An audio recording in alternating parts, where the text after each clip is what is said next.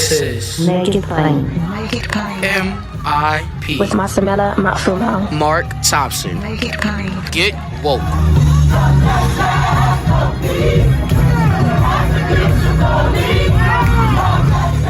Folks, we're happy to have with us on Make It Plain today an oldie but goodie. That has nothing to do with either of our ages, but he's an old friend and an old regular guest. He used to be a regular guest when we were doing 3 hours a day on live radio. We're always getting to have it's always great to have a chance to talk to him whenever we can. He is now the editor of TNR, the New Republic. Formidable publication. He's doing a great job there. We wanted to get his thoughts. His most recent piece on Andrew Cuomo, that is the talk of everywhere at the moment. We're going to get his take on it. The New Republic's editor, Michael Tomasky, joins us once again on Make It Plain. Hey, buddy, we've missed you. How are you? I'm great, Mark. How about you? It's good to see you again. Just fine. Good to see you too. Just hanging in here. Hopefully trying to stay healthy. We've got this new Delta variant, so everybody's just fighting. But I pray that you and your family are doing well as always. Well, thank you. We're okay, and I hope the same to you. Thank you. The headline, Andrew Cuomo and the line no Democrat can cross. His resignation proves you can't do what he did as a Democrat and expect to survive. Michael, you write that's a good thing.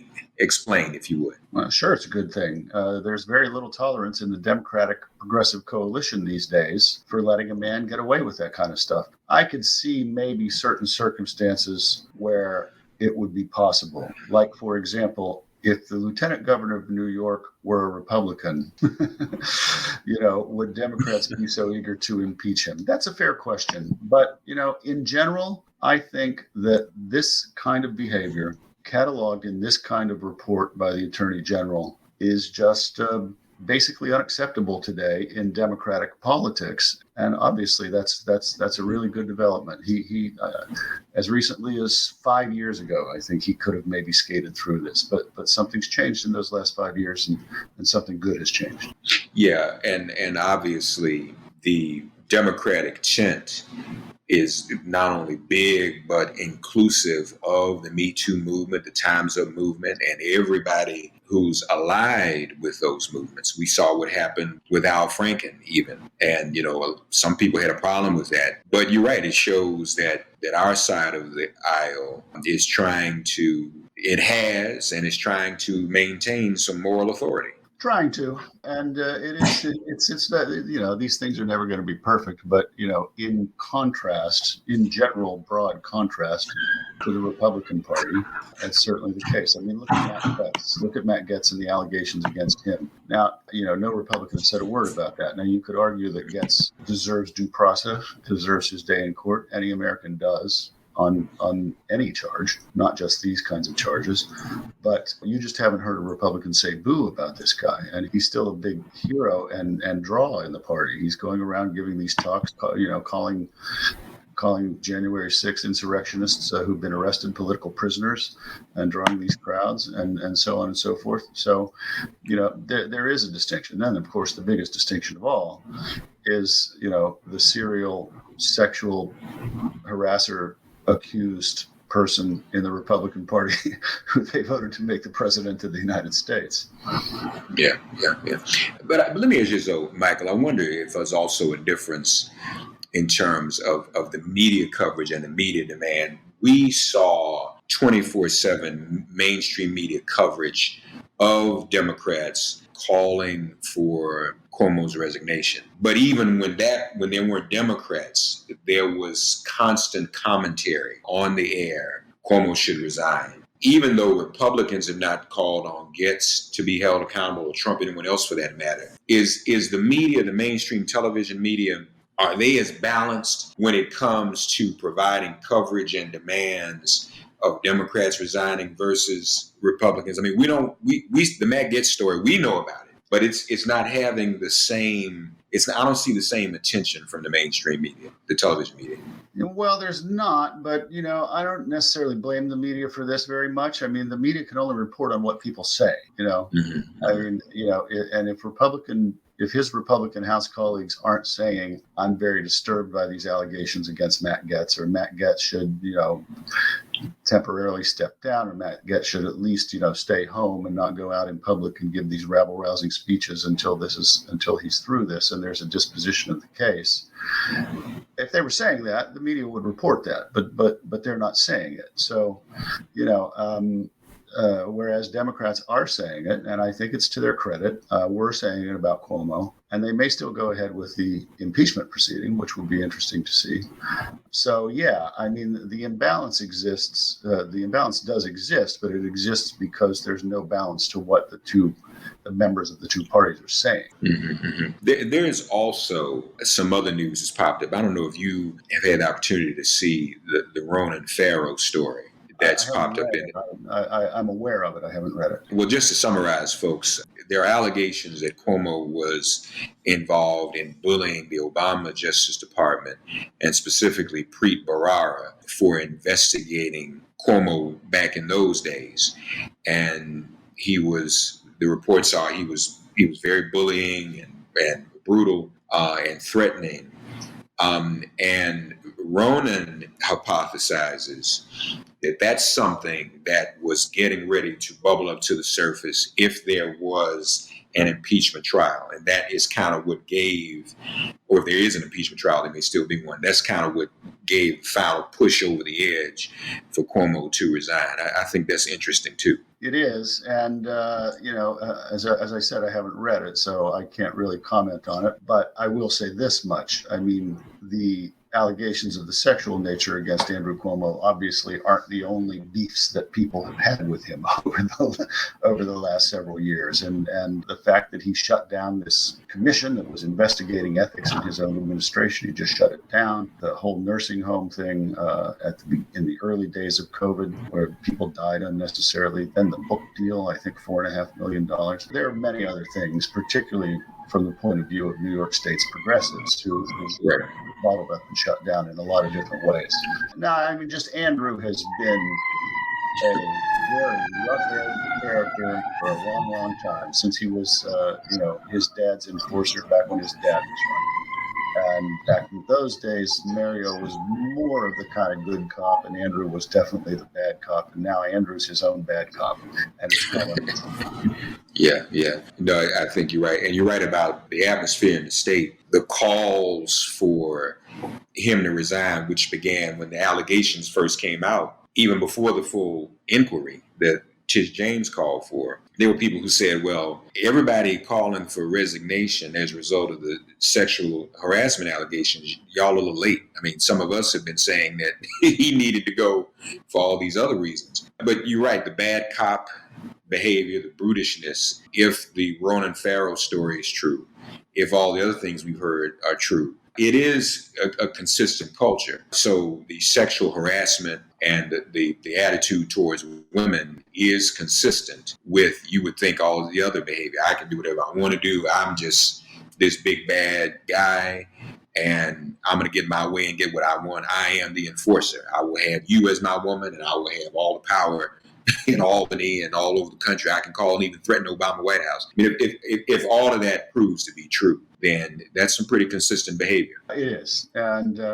as I said, it's of a piece with what we've known about him for a long time. And, I would say this, Mark, on the point of legislators, hesitating. It's not very common for politicians, mid-level politicians in any state, to be willing to go against their governor. A governor has a ton of power. A governor has a lot of money at his disposal, contracts, jobs, appointments, friends he can give jobs and contracts to, all kinds of things. And I mean, a governor has enormous power. And a governor who behaves like Andrew does has even an extra amount of power. So it's not going to happen. The first scandal is not going to do it. The second scandal is not going to do it. The third scandal might not even do it. Then finally it gets to a point where people just say, okay, enough. But, governors are very powerful figures in American politics that people are very loath to buck. I mean, look at how Ralph Northam survived that thing. There were calls for his resignation, and it looked for a moment like he was going to be gone within 48 hours, but it stabilized, and some African American leaders in the state of Virginia came to his defense. And now he's finishing up his term, and it's like, it's basically going to be a pretty successful term overall. Yeah. That was interesting. He definitely dodged that bullet himself. More MIP after this message. The Democrats, as you said, this is a good thing that Democrats are doing this, standing up on behalf of those in their base and their constituency. After all, the majority of the Democratic base is women. That makes perfect sense, and it's the right thing to do. But when it comes to, obviously, the party is a party about winning elections against this other party, which has created this climate of excuses, on the range of excuses, to just ignoring this type of behavior. Do you think in the long run, this helps Democrats appeal to the electorate in such a way that they can get more votes, particularly women, maybe even Republican women? I don't know. Because at the end of the day, it's not just the right thing to do, but you also, I guess, have to consider whether or not it amounts to anything when another party is saying, oh, that doesn't matter. You can just you can be a Donald Trump and still be president. What do you think? I think it may gain the Democrats a few votes among professional women who might otherwise vote Republican. Probably no more impact than that, but probably that much impact. As we know, there are loads of women in this country who watch Fox News and watch Tucker Carlson and believe every word of that, and who weren't, as we saw in many interviews in the fall of 2016, declared themselves not to be offended at all by that Access Hollywood tape. So, there are a lot of women whose politics just fit that profile. But I think in the middle, I think there are still a few swing voters in this country. And I think it can help certain Democrats in certain races. And it's also worth remembering, whenever we talk about political impact these days, always worth remembering, Mark, that in congressional races, and indeed, as we saw, even in presidential races now, these things come down to a few thousand votes. Joe Biden won the presidency by a few thousand votes. Donald Trump won it by a few thousand votes. I could point you to 25 congressional districts where the races were within 2 or 3% in purple districts. So when I say it might only swing a few votes, sometimes a few votes is the difference between winning and losing. Yeah, makes sense. Be remiss. Want to just touch on one other piece you've written recently, and this is particularly about the infrastructure deal. And you quoted Michelle Goldberg. I have to go back and read her piece. She's saying we are still in the Reagan era, Lord have mercy. I don't disagree, but sometimes it's hard. It hurts even more when you have to say it out loud.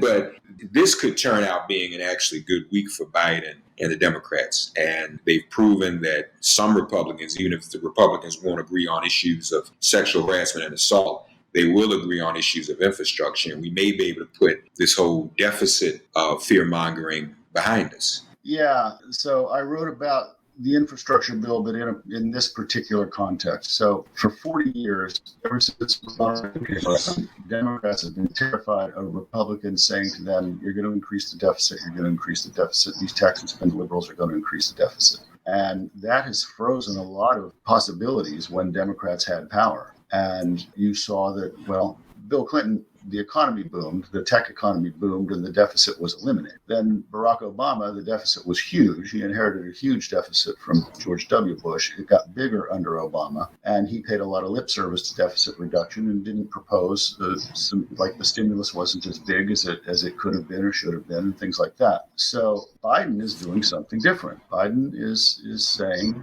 he pays lip service to deficits too from time to time, but he's pursuing big, bold spending programs in the face, by the way. You know what the current budget deficit is in this country? It's $3 trillion. It's far bigger than it's ever been. And that was mostly left to Biden by Trump. And it was because of the pandemic, the economic nosedive after the pandemic. But the deficit is huge. And Biden is pursuing all these spending bills. And it could easily have been different. People should realize how easily the old Joe Biden might have said, I'm going to keep this to $170 billion because I don't want to add to the deficit. And it was fascinating last week when the Congressional Budget Office released its tally of the infrastructure bill and said that it would add to the deficit by $256 billion over 10 years. Not so long ago, that would have stopped the thing cold, but nobody batted an eye. It didn't even stop the Republicans. So maybe something about the politics of deficit fear-mongering is changing in this country, which I think would be a great thing. Yeah, I should hope so, because you're right. We know it has happened under Republican administrations, but no one cares. No one says about it. And again, back to that mainstream media, they don't make a big deal about it. Yeah. So, and under the circumstances, really don't have a choice if we're going to get people back to work and get this economy back. And we know infrastructure needs rebuilding and support and revamping and upgrading, all of the aboves. Obviously, the Democrats have the ability and the will. More MIP after this message. Lastly, Michael, to get this infrastructure bill through, how are you feeling about how Democrats are handling the Voting Rights for the People Act, the filibuster and all that? We haven't talked in a while, but what's your take on that? Are Democrats doing all that they need to do? Should they just end the filibuster to get this done? Because it's existential. If people's votes are suppressed and we don't have voting rights, then the Democrats won't be able to retain power. I've been writing that they should get rid of the filibuster since Obama was president. Yeah. For 10 years, I've been pointing out the unfairnesses about the filibuster, and some of these arguments that people make in defense of it, I just think are kind of wrong. You know, Kirsten Sinema says, yeah, but when the Republicans take power, she's not the only one who says this. When the Republicans take power, they'll just reverse everything. Well, I'm not so sure they will reverse everything, because the things that the Democrats are passing are popular. If the Democrats manage to pass, for example, free community college, which is part of this budget reconciliation deal, are the Republicans going to get in power and say to people, sorry, community college isn't going to be free anymore? They may, but I kind of doubt they can do that. You know, I mean, the Tories in England wanted to undo the National Health Service when they took power in the 1950s. They didn't have the votes. They weren't able to do it. The Republicans have tried to repeal Obamacare 70 times. They haven't been able to do it.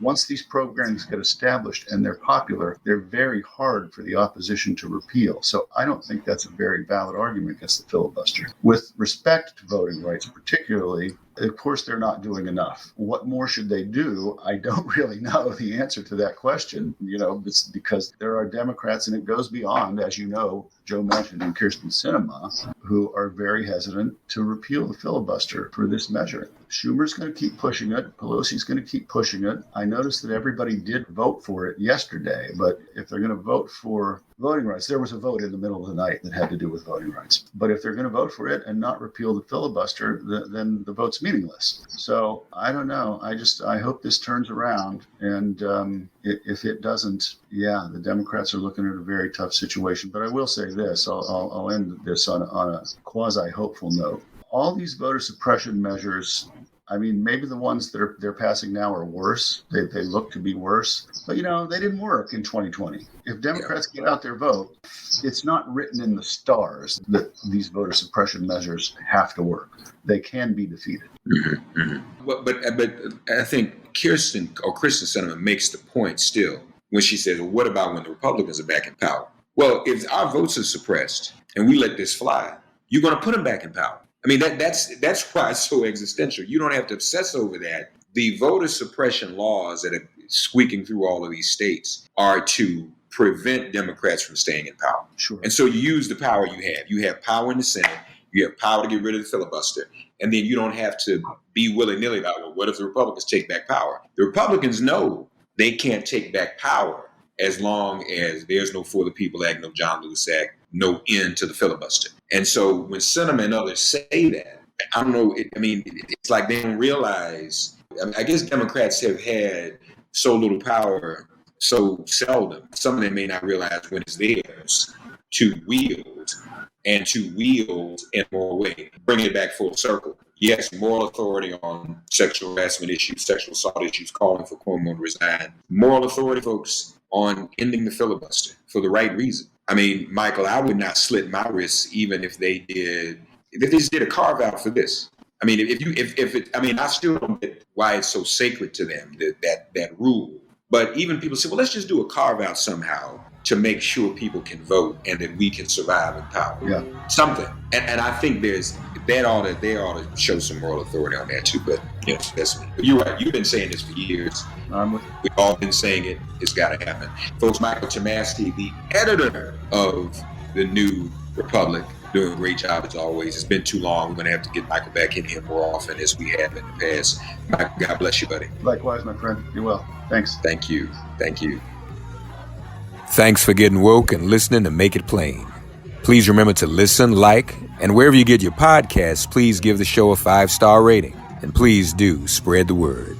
Let's all continue to pray for each other during this pandemic and this police-demic. If all hearts and minds are clear, it has been made plain.